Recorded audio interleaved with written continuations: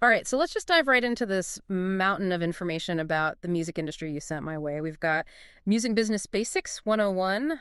Looks like it's in PDF and briefing form, and then a pretty helpful music industry FAQ. You're really aiming to get a good grasp on how this whole world works, huh? From like the old school side of things to the whole digital revolution that's kind of changing everything. And what I'm picking up on as I go through all this stuff is that the music biz, it's way more than just the music itself. It's like this whole crazy network of people and systems and processes. Yeah, it's true. People tend to only think about the artist and the song, Mm-hmm. but there's a whole hidden world behind it all that actually brings the music to your ears. Exactly. And it all starts with finding the talent in the first place, right? That's where these A&R folks come in. I'm seeing this term A&R like everywhere in this material. Artists and repertoire. Yeah. Yeah. You can think of them as the talent scouts of the music industry. They're a really tough job, actually. They have to find these artists who are not only talented, but also have like that special something that can connect with a huge audience. It's like more than just hitting the high notes right. They're looking for that it factor, that charisma and stage presence that turns a good singer into a star. Like think about someone like Billie Eilish. She was discovered on SoundCloud by an A&R rep who saw not just her unique voice, but like her potential to really resonate with an entire generation. Oh, that's a perfect example. A good A&R person has to have this almost like sixth sense, this ability to see potential where other people might not. They need to understand the current trends in music, but also kind of predict what the next big thing is going to be. It's a tough balancing act for sure. That makes sense. It's like those cooking competition shows on TV. You might have someone who's technically brilliant in the kitchen, but do they have that spark, that special something that makes their dishes stand out and win it all? Okay, so let's say you found your potential star. What's the next step? At least according to this Music Business Basics 101 guide, it's bringing in the producer. Absolutely. The music producer is like the architect of the sound. They shape the artist's vision into the final product. It's not just knowing how to use the equipment or mix tracks. A great producer is more like a partner in the creative process. So it's not just about making the music sound good. It's also about understanding the artist's style, their message, who they're trying to reach. Exactly. Think about someone like Rick Rubin, for example. He's worked with so many different artists, from Johnny Cash to Adele to the Beastie Boys. What makes him so great is that he can connect with each artist on a different level and help them create music that's truly authentic. So he's not imposing his own style. He's more like amplifying the artist's own vision. I'm starting to get a feel for how each person in this music industry has their own specific role to play. But then there's a whole other side of things that maybe isn't as glamorous, but is just as important. The business of music. Right, and that's where contracts and managers come in. The legal stuff. To be honest, going through these sources, the whole contract thing is kind of overwhelming. I get that. It can seem really confusing at first. But think about it this way. Contracts are the foundation of every relationship in the industry. They protect everybody's rights and interests. So they lay out like who gets paid what, who owns the rights to the music, all those details. Exactly. There's this entertainment lawyer named Donald Passman. He says that artists often don't understand the business side of things, and that can lead to some big problems down the road. And that's where having a good manager can be crucial. Okay, so if contracts are like the blueprint for the music, then the manager is kind of like the general contractor, making sure everything gets built right. That's a great analogy. A good manager helps the artist navigate the whole music industry world. They handle contracts, advise on career choices, manage finances. They even act as a shield protecting the artist from some of the tougher aspects of the industry. Interesting. Passman also says that nobody takes care of your business as well as you do. So even with a manager, it sounds like artists need to be involved and informed. Oh, definitely. A manager is a huge help. But at the end of the day, the artist is the CEO of their own career. Makes sense. It's a partnership. Okay, so you got the talent, the creative vision, the business side of things. But none of that matters if nobody hears the music right. You're bringing us to the next key element. Marketing and promotion. And I'm guessing this is where things have really been turned upside down by the digital age. Oh, for sure. We'll get into that more in a bit, but even before the internet, getting your music out there was a challenge. I can just imagine like boxes of records being shipped to radio stations and record stores. It was a different world. Even then, though, artists had to be creative to get noticed. Remember MTV? Music videos became a huge way to reach more people. But the basic principles are still the same. Build a brand, create buzz, connect with your listeners. And I'm curious how those principles have evolved in the digital world. We're living in the time of streaming and social media. That has to have changed the game completely. But it's a whole new ballgame. Ready to explore that. Absolutely. Let's hit play on the digital revolution. All right, so we're diving into the digital age of the music industry, and I gotta be honest, even I get a little lost sometimes with how fast things change in this world. It wasn't that long ago we were all downloading MP3s, and now it's all about these streaming services. It's been a whirlwind, that's for sure. Streaming has completely changed how we listen to music. Yeah. Instead of like buying CDs or even downloading songs, we can now listen to practically any song we want for a monthly fee. It's amazing when you think about it. I remember when Spotify first came out, I wasn't sure about giving up my iTunes library, but the convenience and having access to so much music, it was just too good to pass up. Now I can't imagine going back. But I know some artists, especially the ones who were already big before streaming became a thing, they've been kind of worried about how it affects what they earn. Yeah, their worries are valid. The royalties that streaming services pay are way lower than what artists used to make from selling albums or downloads. So while streaming has made music accessible to everyone, it's also created a whole new set of problems for artists trying to make a living. So you're reaching more people, but you're making less money from each person. It seems like artists have had to change how they promote their music too.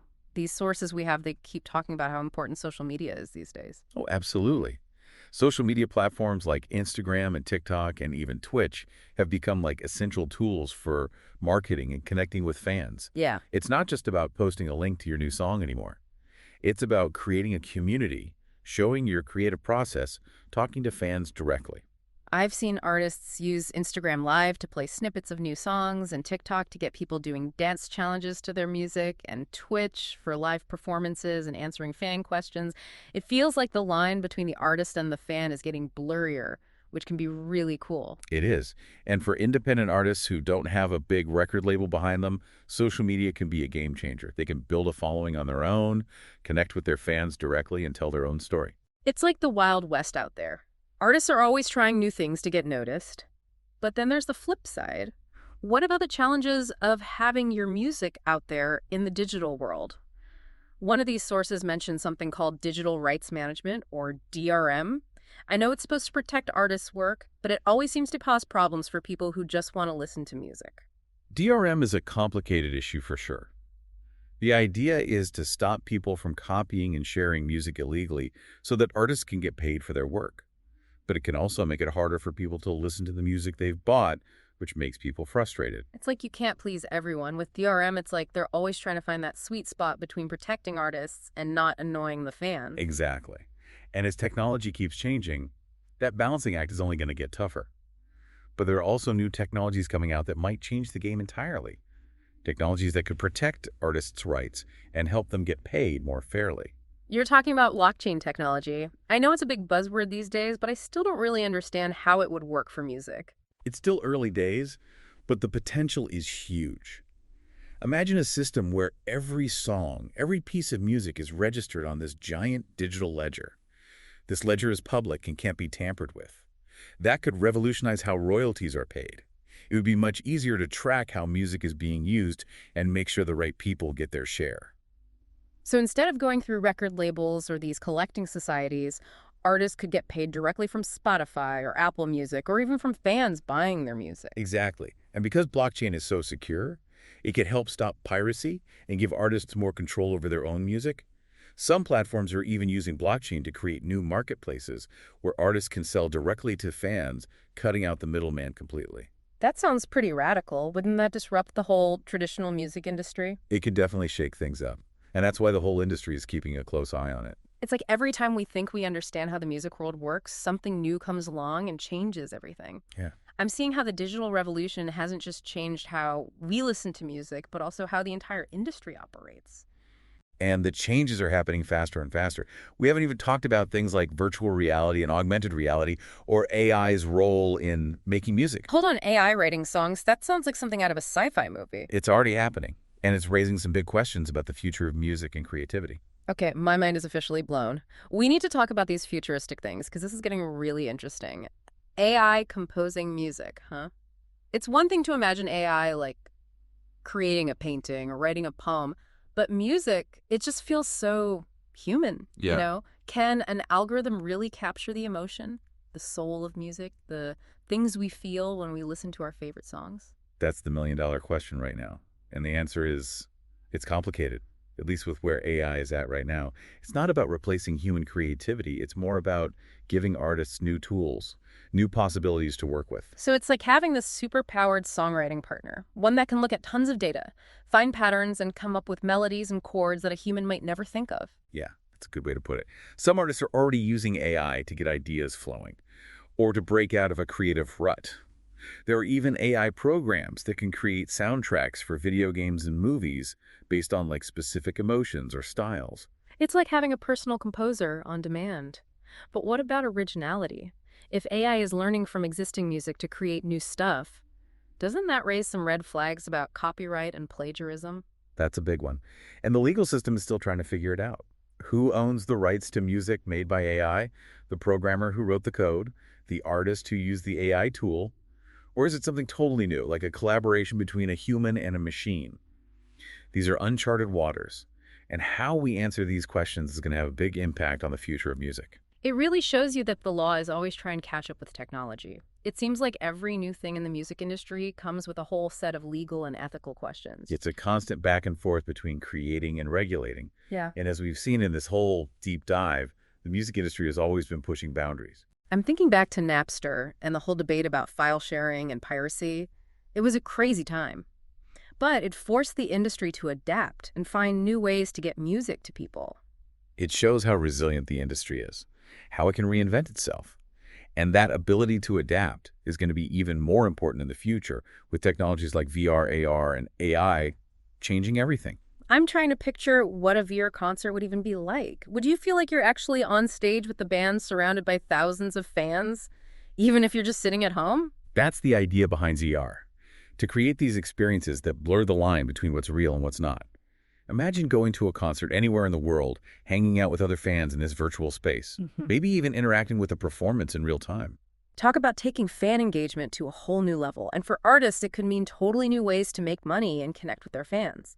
But I wonder about the downsides too. Do these super realistic virtual experiences risk making us lose touch with the real thing? The energy of a live show in the real world? That's a good point. Yeah. And something that artists, developers, and fans are all going to have to figure out together. I think the key is to see these new technologies as ways to enhance the music experience, not replace it. VR might never fully capture that feeling of being in a packed concert hall singing along at the top of your lungs, but it could offer something new, a different way to experience music and connect with artists. It's like each new technology adds another layer to how we enjoy music. We've gone from vinyl to cassettes to CDs to downloads to streaming, and now we're moving into VR, AR, and AI. It's crazy to think about what's next. That's what makes it so exciting. The music industry never stands still. It's always evolving. It's driven by technology and the creativity of artists. It's a dynamic world, and who knows what amazing new sounds and experiences are waiting for us. This whole deep dive has been a real eye-opener. I feel like I have a much better understanding of not just the music industry itself, but also the things that are shaping its future. Yeah. And I gotta say, I'm feeling pretty optimistic about what that future holds. It's gonna be a wild ride. But music will always find a way to surprise us, move us, and bring us together. Couldn't agree more. And I bet you'll be right there in the front row witnessing it all. You bet I will. And to everyone listening out there, keep your ears open and your minds curious. The future of music is waiting to be discovered. Thanks for joining us on this deep dive into the music industry.